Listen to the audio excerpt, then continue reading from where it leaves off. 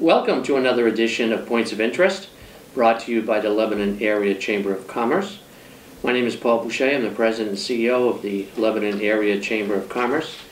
And as we do each week, we bring you the activities going on in the Upper Valley this week. And we have a special guest who talks about their particular program. This week being no different, we have Paul Tierney, who is the founder of the Valley Community Loan Fund, a brand new venture here in Lebanon and the Upper Valley, and we'll be talking about that particular agency later on. But for this week, we often start off with talking about our Home Life show that the Lebanon and Hanover Area Chambers sponsor.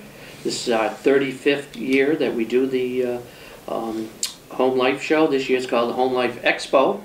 Going to be held same place, Leverone Fieldhouse on Dartmouth College campus, and March 15th, 16th, and 17th. The arena is going to be altogether different this year. We've come up with some new ideas, new entrants, new colors, new logo and all of that, and new activities. We've got a lot more entertainment this year. We have a jumpy castle, I call it, for the kids, blow-up castle to play on. And we have two theaters. One theater we call the food court, where different restaurants will be coming in and doing cooking demonstrations and then providing tasties from their particular restaurant. And that'll be going on all weekend. At another theater, we're going to have a how-to. We have many of the local contractors who will talk about how to cut a board, how to do electrical work, how to do even plastering and different things around that you do around the house. And so those will be scheduled throughout the weekend also. And then we have a stage where we'll have entertainment. And we have entertainment scheduled throughout the weekend. Show begins, I mentioned, it's March 15th, 16th, and 17th. We open at 2 o'clock on Friday, the 15th, and that runs till 9 o'clock, 10 to 9 on Saturday, and 10 to 4 on Sunday. We do have a few booths left, even at this late date, but they're not going to be available for too much longer because the reservations are coming in quite quickly for booths. You get a 10 by 10 booth is the smallest one, and we can go from there. And you get through there, last year close to 9,000 people through the arena in the 2.5 days. And so it's a well worth investment if you can do it. Give us a call at area code 603-448-1203 to make your reservations, or you may go on to our website, which is www.lebanonchamber.com, and view the application and the floor plan and give you an idea of where you want to be on the floor plan. In addition, we will also have a food row in the back where we are looking to have, instead of just one vendor selling food throughout the weekend, we were looking to get quite a few more, so that if you came on Friday and you come back on Saturday, you'll have a whole new food menu to choose from, and Sunday will be the same thing. So it's quite an upscale show this year. We are anticipating large crowds again, as we have in the past. So if anyone is interested in putting a booth in the show, as I say, give us a call or go to our website, and that is www.lebanonchamber.com. Other activities are some of the activities going on this week. This is a vacation week for some of the areas. Lebanon had their vacation week last week, but other areas, particularly the southern part of the state, has theirs this week. And I think a lot of the skiers are taking advantage of the great conditions, because Friday, coming up on 89, I noticed that the traffic was pretty heavy and skis were on the cars. And so we anticipate a lot of visitors this whole week coming to ski or snowmobile, which is now a large activity in the Upper Valley. And so you'll see a lot of out-of-town cars, and be nice to them because they support our local economy. So that's this week. We also have, and Ava Gallery has got a extensive program that they're starting this week too. They got Toddlers Open Art Studio, and this is for children 1 to 4, and with their caregivers, and that is on Friday from 1 to 4 at Ava Gallery. And get the little ones started early with art classes and that type of thing. And then they're doing on Saturday, when they've done this most of the winter, is a family open art studio. That's again at Ava from 11 a.m. to 4 p.m. And it's self-directed art projects. And if you come every week, you start on a particular project and continue from there. On Saturday, also Party with a Purpose in Lebanon, and that's at the Elks Club. It's a dance with Northeast Experiments, name of the group, and it is to support the charities of the Kiwanis Club here in the Upper Valley, and that is this Saturday, 6:30 to 11 p.m. Tickets at the door, or you may call in advance at 448-1631. And it was a activity that caught my eye for the weekend also. It's by the Shaker Bridge Theater, and they were doing Underneath the Lintel. And they do, for a small theater group, they do some great programs over there. And I wanted to know what was this all about. And so this is Underneath the Lintel, and they're running from February 2nd to March 10th. And the plot is, when a travel guidebook is returned to the library, overdue by 123 years, the overdue fines are enormous, and so are the clues to the identity of the unknown borrower. And it's a mystery. And so if you're interested in something like that, Under the Lintel, and that is at the Shaker Bridge Theater in Enfield. As I mentioned before, we have our guest this week is Paul Tierney, who is with the Valley Community Loan Fund, a new venture here in the Upper Valley. And Paul, welcome to the program. Thank you, Paul. Can you tell us a little bit about your background, where you're from, and education, and that type of thing? Sure. I grew up in Woodstock, so I'm really a local boy. I went to UVM, went to Tuck School at Dartmouth, and basically have worked in the Upper Valley more or less since. So most of my working career has been here. And what kind of work were you in? I'm a CPA, and I guess I practiced for about 35 years, which puts me someplace in your age category.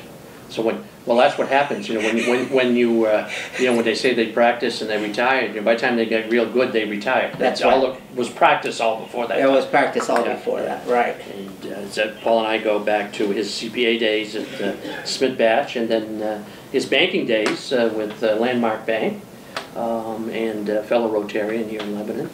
But he decided that there was a real need in the Upper Valley. When Paul puts his hand onto something, he gets it done. He's a detailed person, and this particular venture has been being thrown about for a while, and Paul grabbed it with both hands and is running with it. So he's going to tell us a little bit about the Valley Community Loan Fund. The Loan Fund's primary focus is on helping to create jobs, and it will do that by lending money to small businesses, not-for-profits, agriculture, and other areas, but it will have sort of a bit of focus on loans to veterans, loans to women, and employee stock ownership plans, because those are all ways of trying to create jobs. Stock ownership plans, move the ownership from an individual or a small group of individuals to all of the employees. So that's a good focus for us. We will also work with not-for-profits, which often need financing, and we'll work on affordable housing projects, both with others and for our own account. In other words, if we come across the right affordable housing or workforce housing opportunity, we very well may originate that project and might even end up with it on our own books.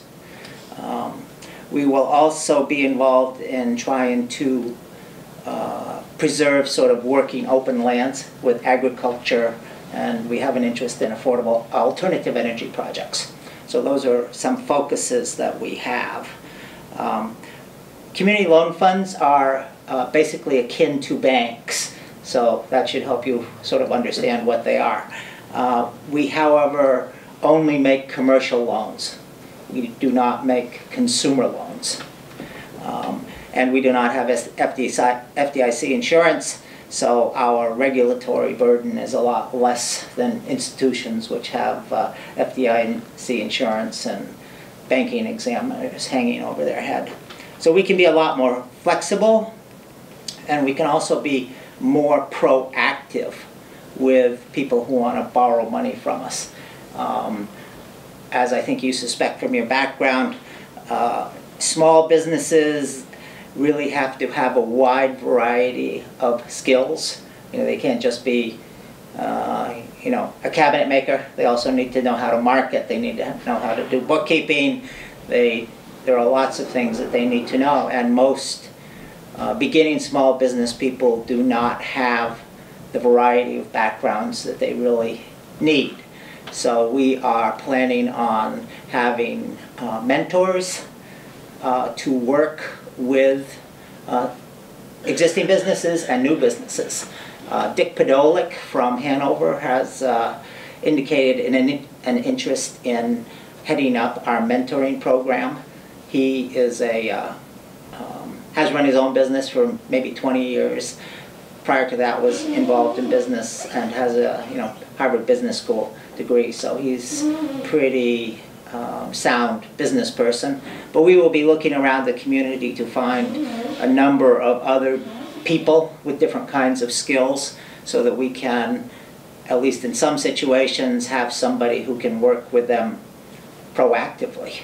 And it may even be a condition of some of our loans, especially startups, so that we can have a better handle on how they are doing and be able to help them out. And that kind of sort of hands-on work is not something a bank can do. If a bank does it, they have a high risk of ending up with a lender liability suit, but we will not be in that same situation. So we can bring a little more proactive help to the business, which will help us keep our loans going, reduce our loan losses. So will the payback of the loans of monies, that's where you're going to put your sustainability, because you have to be sustainable also, yeah, as an agency. And how is that planned? Well, the basic plan is not to lose money. Yeah, right, yeah, that's right. So, But to answer your question, this is a not-for-profit organization. Under the not-for-profit regs, we will have to raise at least 1/3 of every year's budget from donations from the public. That allows us to maintain our nonprofit status. Of course, we don't plan on making bad loans, but I see you laugh. No loan is bad when you make it. It gets bad later, yes. or through bad judgment, which can happen at the very beginning. A lot of our planning is based on the example of other loan funds. There is one statewide fund in Vermont, the Vermont Community Loan Fund. There's one in New Hampshire, the New Hampshire Community Loan Fund. So one might ask, well, if there were 2 statewide funds, why do you think there's one here, a need for one here? Well, loan funds, in a sense, are like the old community bank, which you are familiar with. The farther away you get from the main office, the less business they do. So they make fewer loans in this sort of Grafton, Sullivan, Cheshire counties, Orange, Windsor, Wyndham, because that is sort of far away from where their main offices are, and they don't have as high a profile. So that's one of the reasons that we think there is an opportunity here. The real need in, I'd say, our minds is driven by the fact that we have, in these 6 counties, there's a population of about 314,000 people. But 34,000 of those people are living in poverty. Wow. 10%. That's a pretty high number, or it's a pretty high number, and it's not very attractive from my point of view. So what we see is the need for additional vehicles, like a loan fund, in addition to the ones that are already here, banks, and all the other services that are here, have a loan fund to make loans to a slightly different segment of the market in order to try and create more jobs. That's the impetus, really, behind this project. And I don't know if you're familiar with some of these other numbers, but about 17% of the children in Vermont live in poverty, and about 12% of the children in New Hampshire live in poverty, according to statistics from 2010. I tend to think of those numbers as depressing, dismal. And so for each job that we help create, we won't create jobs ourselves. We will lend to people who will create jobs. And the creation of a job is very important in terms of our lending criteria. So we will not lend to people who just want to invest in passive real estate, like apartment buildings or commercial real estate for rent. We are interested in making loans to jobs. But for each job we help create, when you think about the family, you're impacting between 3 and 4 people. If the average family size is, say, 4, for each job that gets somebody out of poverty, it also impacts their family. So you're impacting 3 to 4 people for every job, which is, you know, a lot of people in a sense. But it's, you know, one at a time. One at a time. We have to start someplace.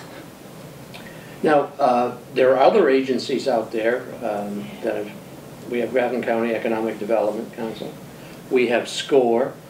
Will you be working with them, in conjunction with them, or is there a plan? Have you talked to those people? We have talked to those people, and we've also talked to the statewide funds. Grafton County, and then over in Vermont you have Green Mountain Economic Development in White River. We plan to jointly be working to create total financing packages. So if we, particularly when we're new, somebody comes to us for a loan, the chances of us having enough capital or cash to make a decent sized loan is very small. So we will immediately go to other agencies like the Grafton County Economic Development, the New Hampshire Community Loan Fund, Vermont Community Loan Fund, Green Mountain, to help create a package of financing that will allow that particular loan and business to go forward. We will be working with SCORE for technical advice. You know, they are built, you know, existing organization that is already providing consulting services to lots of different businesses and organizations. But our people that we hope to bring on board will supplement that kind of technical assistance, which is already here. Now, SCORE does not exist throughout the entire region that we're talking about. And the farther away you get from Lebanon, the fewer people know about SCORE here. So we will be sort of more proactive about making people aware of our consulting services. But if we find somebody in Haverhill who needs consulting services, we probably talk to SCORE to see if they're, or have them talk to SCORE to help them with that need. SCORE is Service Corps of Retired Executives, and have quite a following of people that they've helped over the years, and startups and those who are in business. And then we have a lot of agencies that we deal a lot here at the Chamber. We have the SBDC, which is Small Business Development Centers, which work under the SBA. They work out of Keene State and Plymouth State Universities. And Randolph in Vermont. And they work in SBDCs also. They have one there. And so we have those. We have the SBA. So there are a lot of agencies out there who are providing a similar service that you're going to propose to do. They are more like partners than competitors, in a sense. The SBA only make guarantees. They don't do much in the way of actual lending of cash. They guarantee loans that come to them from others. And we will be using them or originating loans with them in cases where that's appropriate. We will also be working with the local banks in cases where that's appropriate. The banks, especially under today's more stringent regulations that are now in place since this last banking housing crisis, there is a slice of the business population which do not meet the criteria that banks are required to meet in order to make a sound loan. Now, some of those loans are still good.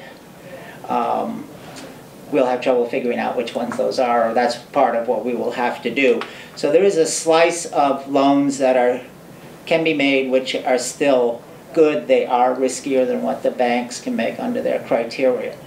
Also, we will work with banks because often the bank wants a little extra collateral. In other words, they want a little bit more of a cushion before that loan maybe meets the criteria where they can lend. So in many, many cases, a loan fund, and this is borne out by what the Vermont and New Hampshire loan funds do, they make a certain amount of financing, which then allows the bank to come in with a bigger piece of financing, and often that then results in a further piece of financing. So the leverage out of a loan fund is really pretty substantial in terms of the total dollars that can be, brought to bear in a particular circumstance. The average with the Vermont Community Loan Fund, their average is about 7 times.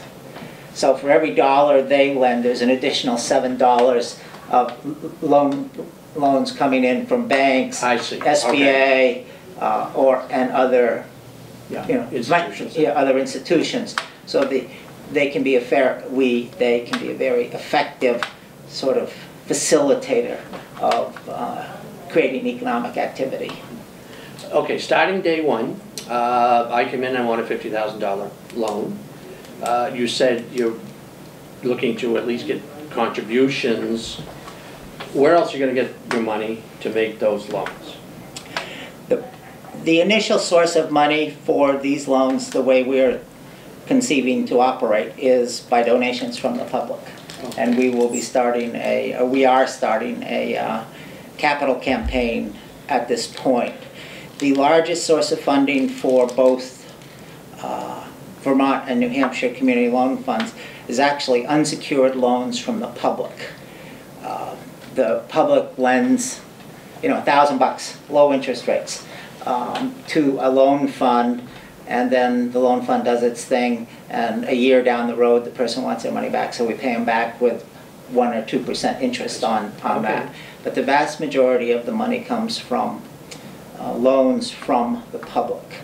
However, you have to get donations or net worth in order to start that ball rolling, and you have to get them in order to keep that ball rolling. As I said, you have to have 1/3 of your receipts every year have to be from donations from the public. In other words, you can't just take the money, invest in interest and dividends, and call it a day. You'll lose your nonprofit status. So that we've got the fund, okay, we've got people who contributed, we get the fund. We then lend out the money. As it's paid back, money goes back into the fund plus the interest, which helps build the fund. And can that be used for operating? As, you're going to have to pay help, you're going to have to pay right. Rent, lights, that kind of stuff. Well, as everybody, or lots of people always say, money is fungible. It's fungible. Fungible. Oh, okay. It's all the same. Oh. It's all, like oranges. Oranges are called fungible because you can replace one with the absolute another. So once it gets in your coffers, you don't really know where it came from.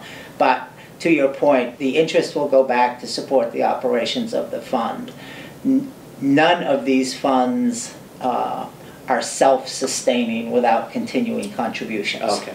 And if you became self-sustaining, then you'd be in violation of the IRS rules about getting money from donations, so they'd come and slap your hand and tax you and say, well, you're now a bank, you're not a nonprofit community loan fund, and they'd well, they actually assess you taxes for the prior 5 years. I see. So you're trying to do a good thing, but yet you're going to get taxed, you know, for doing great things. If we do a great thing, then we will get taxed. You'll get taxed. Have you targeted, we were mentioning, you know, this area has the lowest unemployment rate in the state. Right. But that's not to say, as you would, those figures are astounding, the poverty rate and that type of thing.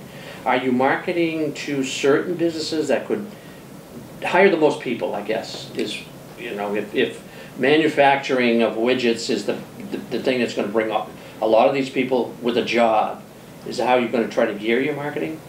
Well, anybody who's going to create lots of jobs probably already is a sustainable business that will probably be financed by existing kinds of sources and have existing banking relationships. So we, first of all, will probably be dealing with smaller businesses rather than one that will create, you know, ones that will create a lot of jobs in one fell swoop. So we will probably have a number of loans where, you know, it creates 1, 2, 3 jobs. Okay. But we won't be able to target larger needs because for one thing, we won't have the capital, and for another thing, they'll probably all have existing relationships that are better able to serve them than somebody as small as we are. I know I sit on the board of Grafton County Economic Development, and the CBDGs and grants and things that we do, the criteria is got to generate 25 or more jobs to, you know, so that they qualify. We won't be that. We won't. You're not going in that direction. No, you know, we will be. Every loan that we make, we hope will create a job. Okay. Some loans that we make will preserve a job by making that business more sustainable. But most of the loans that we make, I think, will, you know, end up, the direct loan portion of it will probably help with 1, 2, 3 jobs. Okay. But if this leverage happens, like I mentioned earlier, so that we make a $25,000 loan, but by the time the bank and the SBA gets in on it, it's a $250,000 loan, then a loan like that very well may create 5 or 10 jobs. So, but we will not be, we don't have enough ego to think that we're going to be starting out making loans where you have to create 25 jobs. Yeah. But on the other hand, you mentioned, it's a good point, affordable housing. Yeah. You know, if you're going to finance somebody who's going to build an affordable housing complex, we're putting the roof over their heads and helping them in that regard too. The people that fall into the poverty. Right. There are 2 aspects to that. One is the dollars that go into construction. About 25% of a construction contract is for labor. So, you know, each loan that gets made that ends up with construction generally creates a job for about every $40,000 worth of construction dollars. Ah, okay. So construction dollars help create a job. Our plan sort of envisions that for that $40,000 I mentioned, that it's creating a 1-year job of about $25,000. Okay. So, and our plan is to be involved in helping to create facilities which generate jobs. You know, such as a small business that needs to expand their facility to put in 2 new metalworking machines. That's, you know, construction dollars, but it ends up with 2 new jobs. So that will help create jobs.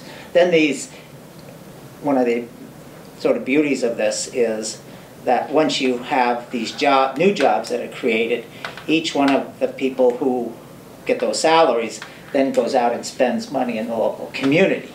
So there is a secondary effect. Trickle down, we call it, yeah. In our business, we call it trickle down. Oh, you call it trickle down? Trickle down, yes. They're gonna buy food, they're gonna buy, you know, clothing and gas and that kind of stuff, yeah.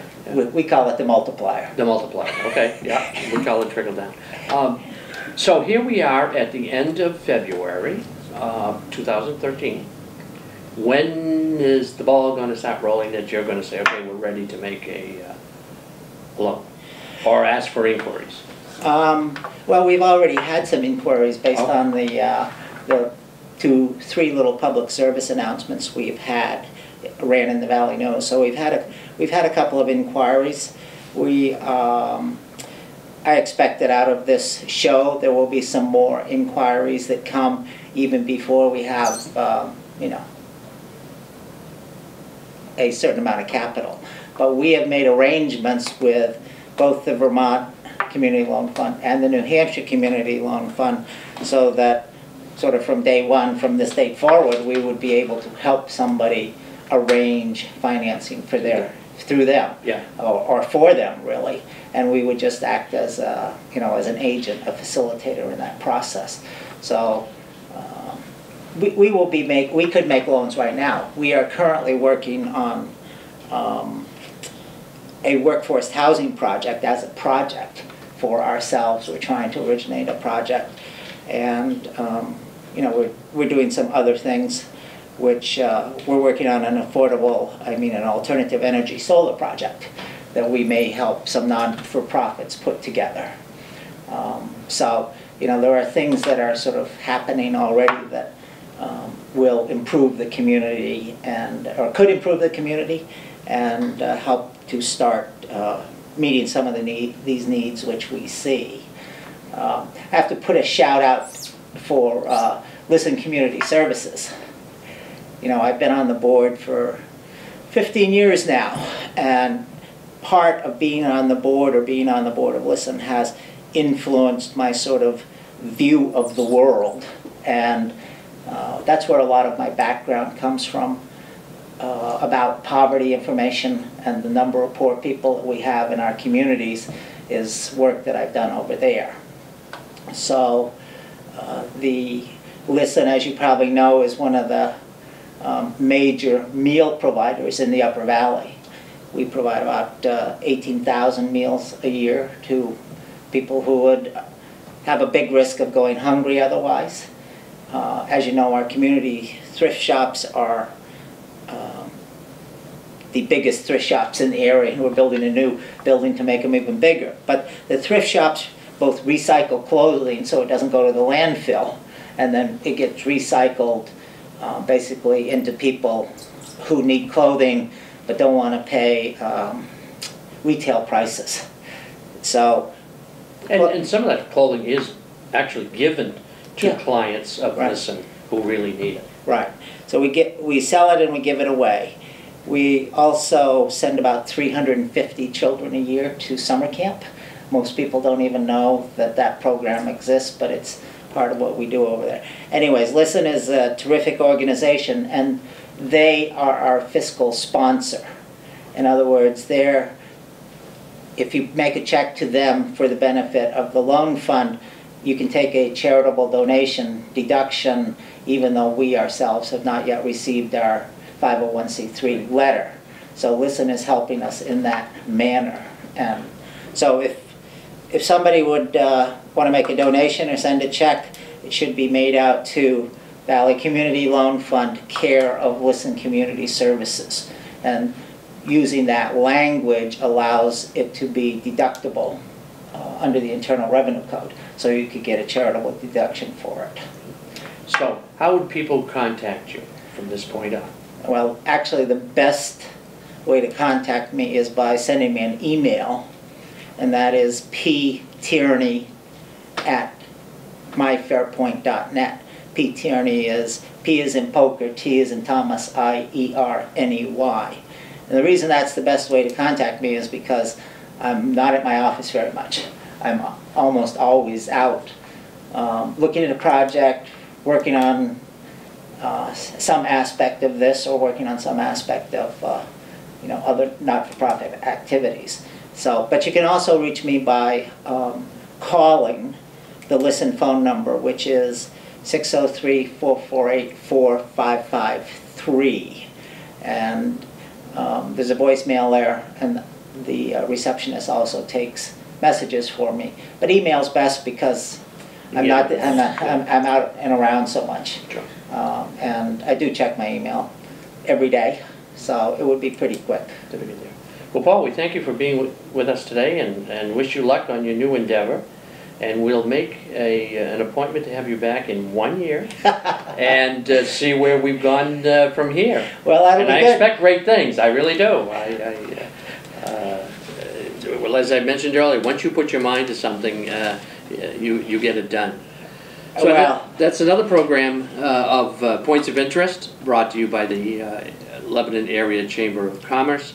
And we'll be back next week with another program. Until then.